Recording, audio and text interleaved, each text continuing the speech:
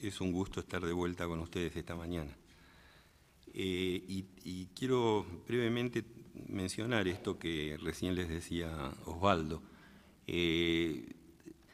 Una parte importante de esta contradicción semántica en la que vivimos es que nuestra formación de pregrado en economía es una formación sobre la base de un agregado, sobre la base de una especificación, ahora lo vamos a discutir un poco más en detalle, del proceso productivo donde la estructura no está, donde se discuten muchas cosas, pero no hay un fenómeno importante de análisis de la estructura.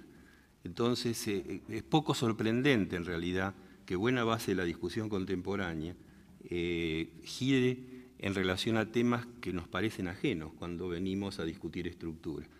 Y no es casual, es decir, venimos de IS y LM a la Higgs en nuestra formación de pregrado. Y IS y LM a la Higgs asume la micro en equilibrio. Es decir, para poder discutir el funcionamiento de los fundamentals de la economía, Higgs hace el supuesto en ese análisis a la IS y LM de que los mercados especiales de la estructura productiva están todos en equilibrio. Entonces, ¿y por qué están todos en equilibrio? Porque él arranca de la idea del agente representativo, y para arrancar del agente representativo, al arrancar del agente representativo, él puede sumar a Juan y Pedro. Entonces, si Juan y Pedro responden a hechos exógenos y todos tienen perfecto conocimiento, todos maximizan, no hay incertidumbre en la economía y los mercados son perfectos, él puede llegar a una función agregada de producción, a una función agregada de consumo, a una función agregada de inversión, a una función agregada de ahorro. Y discutirme IS y LM, que son los fundamentos de la economía, como si la micro estuviera en equilibrio. En realidad, ese como si es lo que estamos discutiendo hoy. La micro es una cosa mucho más compleja y justamente es nuestra matriz de pensamiento original la que nos lleva a olvidarnos de la estructura, porque así estamos educados en esta disciplina.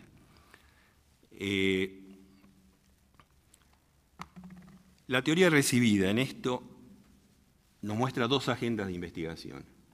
La agenda neoclásica de equilibrio, que tiene todo este background que acabo de mencionar, y lo que yo llamaría la agenda estructuralista de la destrucción creativa, que tiene a Schumpeter y tiene a Robert Boyer y tiene a mucha otra gente que ve la cosa desde una perspectiva un poco distinta. La agenda neoclásica de equilibrio arranca en Solow, contemporáneamente Philippe Aghion y sus colegas, pero esencialmente es una agenda que tiene un background newtoniano de pensamiento, donde piensen ustedes en estos relojes cucú que tenían nuestras abuelas en el living con un péndulo. Saco al péndulo del equilibrio, lo dejo oscilar, el péndulo oscila hasta que desaparecen las fuerzas que lo llevaban hacia uno y otro lado y se queda parado en el mismo punto donde empezó. Ahí no hay estructura, ahí hay un modelo físico, donde cuando se agotan las fuerzas de una y otra dirección, vuelvo al equilibrio. La noción de equilibrio en el pensamiento neoclásico es el eje del desarrollo. Por el contrario, la visión estructuralista, schumpeteriana, boyeriana, tiene su antecedente en Darwin, en la selección natural, no en el equilibrio newtoniano, sino en Darwin. Y en lugar de pensar en el equilibrio del péndulo, piensen en una isla de pájaros, donde le cambio el alimento. Y mido después qué es lo que pasó. Algunos pájaros migraron, otros pájaros se murieron, otros pájaros se adaptaron y eventualmente vienen pájaros nuevos. O sea que la estructura ha cambiado y ha habido selección natural. Algunos se fueron, otros se quedaron y otros se murieron. Y son como dos mundos distintos para mirar la economía. El mundo del equilibrio y el mundo de la selección natural. Y efectivamente nuestra disciplina de alguna manera se mueve entre estos dos polos. Y yo quisiera reflexionar un poco más sobre esto. la verdad es que ninguna de esas dos formas contempla bien algunos aspectos que son importantes para la América Latina de hoy. Uno que es el vínculo entre la macro y la naturaleza del crecimiento, que esencialmente fue la discusión de ayer. Es decir, el tema de, en el agregado, el teorema de Mandel-Fleming me lleva a decir que no puedo manejar la tasa de interés y el tipo de cambio al mismo tiempo. ¿Por qué? Porque tiene un agregado. Es decir, él está mirando una economía especificada en una función agregada. Si me voy de ese escenario, caigo en lo que ayer Jan Greger decía, Marcelo Diaman, o podemos decir Carlos Bresser Pereira en Brasil, donde en lugar de un equilibrio tengo equilibrios múltiples. Y los equilibrios múltiples salen de una estructura heterogénea, donde los sectores están a distinta distancia de la frontera tecnológica internacional. Y los sectores que están más cerca de la frontera técnica internacional pueden adaptarse a un escenario de apertura y los sectores que están más lejos no pueden adaptarse cuando tengo un tema de apreciación cambiaria. Entonces, no es solamente la estructura en sí, como se discutía ayer, sino también, y lo marcó bien Jan en su conversación y otros de las presentaciones de ayer, sobre todo Belucio, la heterogeneidad de la estructura importa. Es decir, no es lo mismo hacer zapatos que robots. Zapatos estoy muy cerca de la frontera, robots estoy muy lejos de la frontera, por lo tanto, la apreciación cambiaria le va a pegar mucho menos a zapatos que lo que le va a pegar a robots.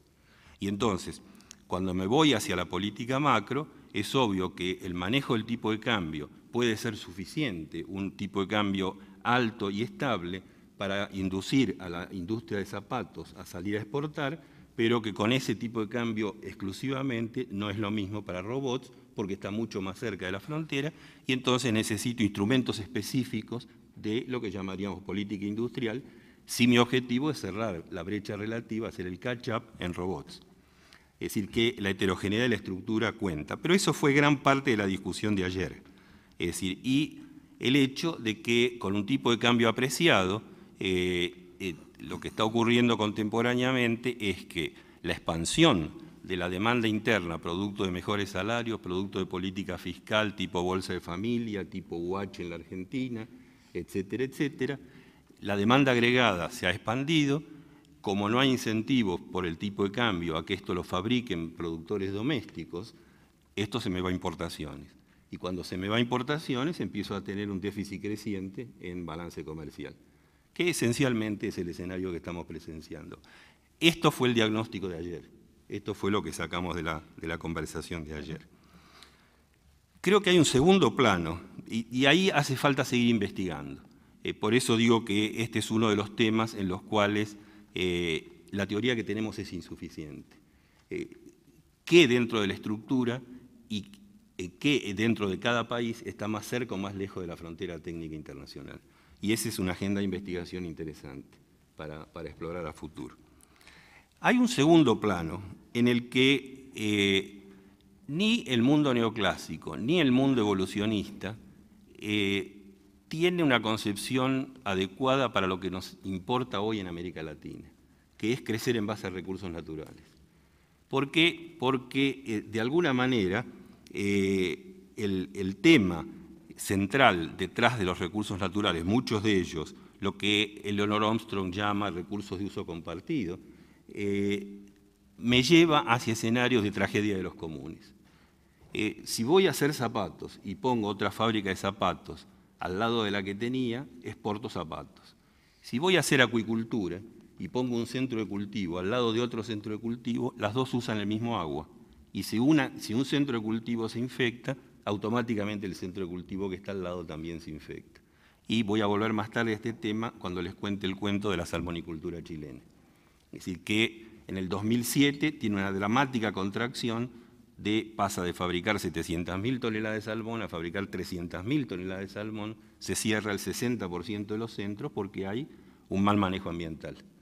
Es decir, que el tema de crecer en base a recursos naturales abre una diversidad de preguntas relacionadas con la tragedia de los comunes, pero también relacionadas con otros temas que son muy cercanos al corazón de Alicia, que es cómo manejo los recursos ambientales.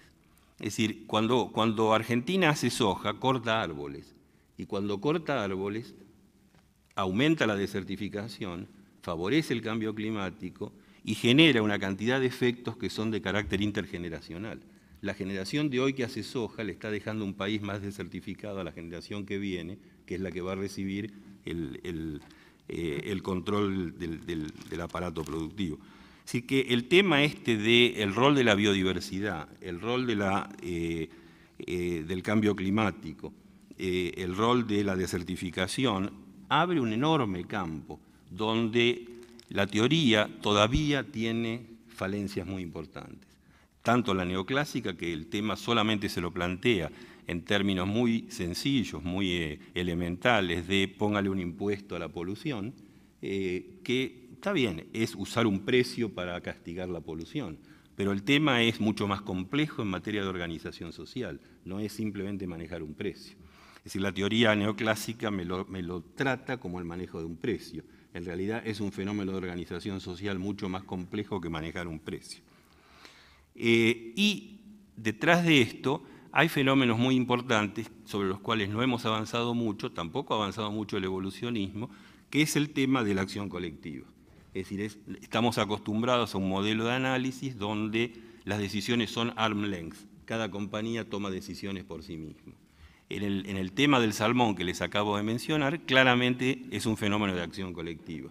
Si no es por la vía de la acción colectiva, es muy difícil que un conjunto de centros de cultivo que están cercanos unos a otros adopten decisiones que permitan contrarrestar el fenómeno ecológico que es la difusión de patógenos.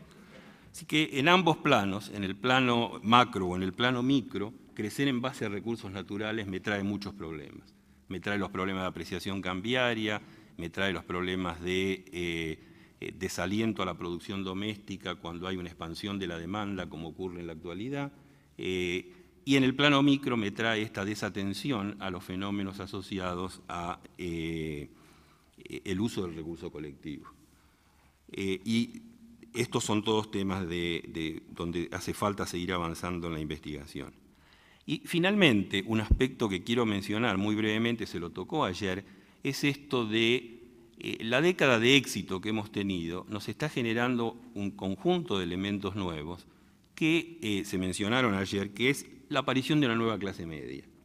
No es una nueva clase media en el quintil alto de la economía, es una clase media en el tercer quintil de la economía, que llega con una enorme heterogeneidad cultural, con una enorme heterogeneidad de ingresos, pero que está empezando a reclamar su posición dentro de la estructura social. Las universidades chilenas han multiplicado por 6 el número de participantes en educación superior. La universidad ya no es una universidad de élite que se ocupa del quintil alto de la economía. La universidad de hoy es una universidad que abarca el tercer quintil de la sociedad y Chile, puedo decir Brasil, puedo decir cualquier otro, Colombia, ha pasado de 200.000 alumnos 15 años atrás a 1.100.000 alumnos hoy en día, y cada una de estas universidades es realmente un núcleo muy dinámico de convivencia social. Y la verdad es que no sabemos cómo manejarlo. Y efectivamente el debate chileno contemporáneo da prueba de esta situación. O sea que el tema ayer hablábamos mucho de exclusión social, pero además de la exclusión social, es decir, de cuánto el modelo neoliberal ha dejado al costado del camino gente que es muy difícil recuperar, está esta emergencia de una nueva clase media que me está recreando modelos distintos de consumo, modelos distintos de integración, etc. Primero veamos qué nos dice la ortodoxia cuando mido productividad. Esto es de acá de la casa. Este es el trabajo que han presentado para Clems, Andrés Hoffman y compañía, y es el residuo de solo de una función de producción. Esto no es mío, es de acá de la casa. Y lo que me dice es bastante parecido a lo que nos mostraba ayer Ricardo French. En realidad el gráfico siguiente es el que mencionó Ricardo en su presentación, cómo ha caído la tasa de formación de capital en las economías latinoamericanas. Fíjense ustedes que Ricardo mencionaba que se ha recuperado un poquito en los años finales, pero que no se ha recuperado mucho más que el nivel que tenía en el principio de los 80, y esto efectivamente es más o menos lo que me dice ese residuo neoclásico ortodoxo. Me dice que efectivamente desde la época de la sustitución de importaciones hasta la época contemporánea, algo ha pasado bastante dramático en el cálculo de este residuo que, lo querramos o no, no importa, es un indicador de productividad, no me voy a dedicar ahora a discutirlo. Pero vayamos al siguiente, que es que también sale de acá de la casa, las diferencias entre países. Y importante ahí, quiero mostrar el caso chileno. El amarillito es el residuo calculado por países y el residuo ese chileno es el más alto de todos. En el mundo neoclásico esto lo explico por el tipo de cambio. Es decir, el tipo de cambio, y hay un gráfico que sale, este es el sendero de crecimiento de la economía chilena, que le va muy bien desde el 84 hasta el 98, creciendo al 7,5% por año. Y vemos, cosa que discutía ayer también Ricardo, cómo la línea gris que está por debajo del azul muestra que a partir de la crisis del 98 el producto real de la economía está por debajo del producto potencial. Pero si trato de entender el amarillito chileno en ese caso, el modelo neoclásico, es decir, la ortodoxia no me cuenta nada. Pero déjenme que yo les haga una interpretación. Esto es el caso de Chile. El blanco ahí es el residuo neoclásico en la época de éxito de la economía chilena, es decir, en el momento en que efectivamente el residuo está explicando una buena mitad del crecimiento de la economía chilena, pero hasta allí llega la ortodoxia. Lo que yo llamaría la no ortodoxia es esto. Es decir, ¿qué es lo que ocurre en la economía chilena en esos años? Es que aumenta la diversidad, es que se crea cambio estructural, es que aparecen en la estructura productiva una cantidad de sectores que el país no tenía. La minería, la vitivinicultura hecha de una manera moderna, el retail, etc. Y cada uno de estos sectores, es interesante, trae fábricas nuevas a la economía, trae una nueva comunidad empresaria con reglas del juego totalmente distintas, trae modelos de internacionalización, trae reglas sectoriales del juego.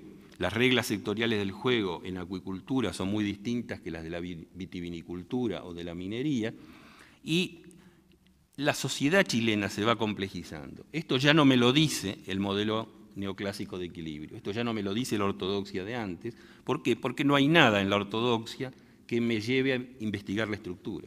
Es decir, yo tengo que salir de eso, ir un paso más adelante, y me encuentro con que la estructura cuenta, con que la estructura realmente va modificando la organización de la sociedad en términos de nuevos grupos sociales, nuevas reglas del juego, nuevos modelos de inserción competitiva internacional, etc. Si cuando avanzo en ese sentido, esta es la explicación neoclásica. Esto sale de vuelta de algo que no es mío, que es de Ricardo French, del libro de él, donde el tipo de cambio, esa subida del tipo de cambio, es una buena explicación de este vuelco de la economía chilena. Está muy bien esa explicación, solamente que quiero agregar a eso lo estructural. Y lo estructural es eso, es que la economía chilena sufre una fortísima transformación en organización y comportamiento, y ayer varios oradores nos recordaban cómo crecientemente hemos ido hacia sociedades que son 1/3, 2/3, donde 1/3 ha convergido en materia de productividad y de ingresos con la frontera técnica internacional y 2/3 han quedado rezagados de la frontera técnica internacional. Estos son los sectores que han convergido, estos que han hecho la transformación estructural, donde crecientemente me voy yendo hacia la productividad de la frontera y donde... ¿Ya está? Y donde efectivamente... Qué pena. Donde efectivamente la economía ha avanzado hacia acercarse a la frontera internacional. Pero esto ha dejado atrás a 2/3 de la sociedad que no tiene esa productividad, que no tiene esa organización social, etcétera, etcétera. Déjeme seguir rápido entonces un poquito adelante.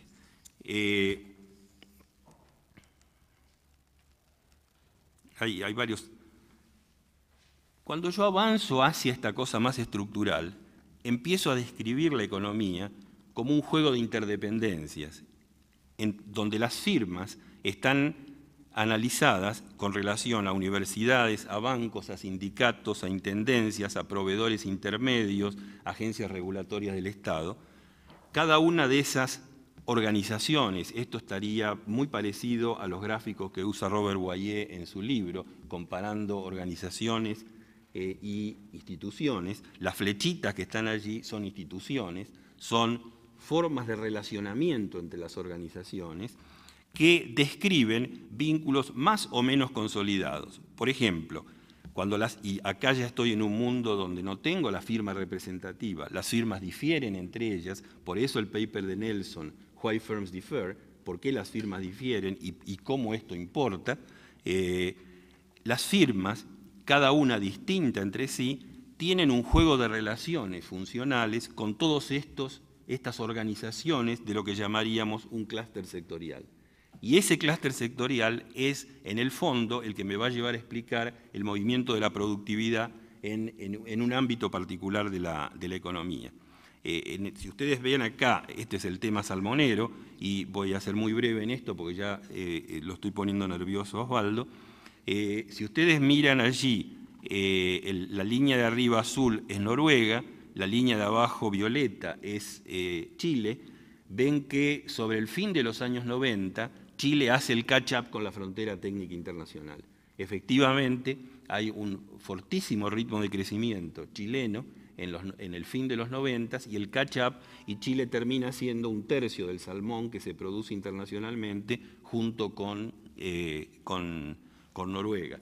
Ahora bien, este catch-up en volumen de producción no necesariamente es un catch-up en lo que Nelson llama tecnologías sociales. Es decir, además de las tecnologías de producción, las tecnologías sociales son formas de organización de la sociedad. Y efectivamente, esta industria, a pesar de ser excelente en materia de producción de salmón y de hacer el catch-up físico en volumen de producción con Noruega, no hace el catch-up físico en términos de organización social de la producción.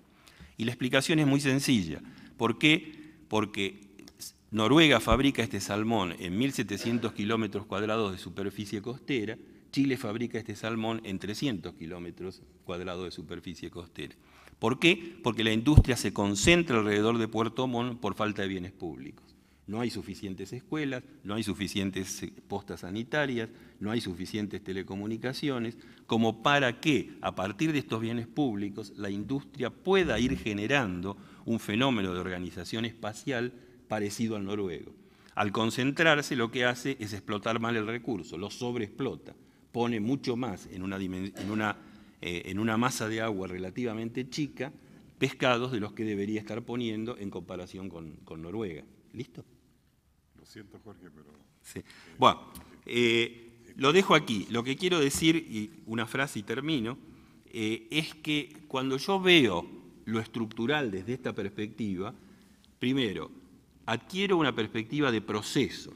Las cosas no son dadas, sino que tienen movimiento, tienen proceso.